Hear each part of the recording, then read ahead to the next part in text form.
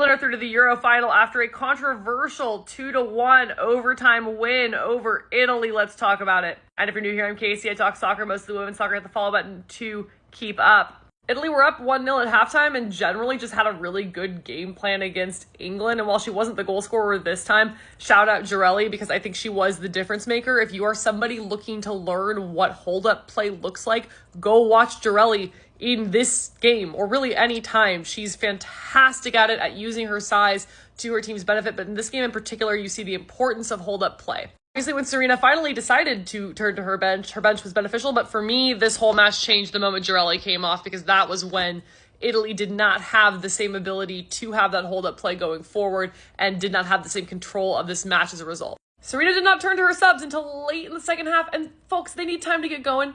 And Michelle Agyemang did not score until the 6th minute into stoppage time. That, of course, left us tied 1-1 and into overtime.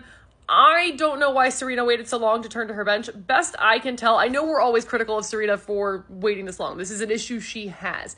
But I suspect that there were a lot more minutes restrictions at play here than we maybe knew about, just given how banged up everybody was from the quarterfinal. So I'm going to give her like a little bit of a pass here that she just may have been playing a different game of substitution math than all of us were aware of. In the second period of overtime, and I'm going to keep calling it that because I know people in England really love when we call it overtime, it looked like this was heading for pens again, and then it was a pen, but it just wasn't a good one. Here's the foul that led to the penalty. But it continues to come from the pressure. Not a pen to me, not in the 119th minute of play. It's not a pen.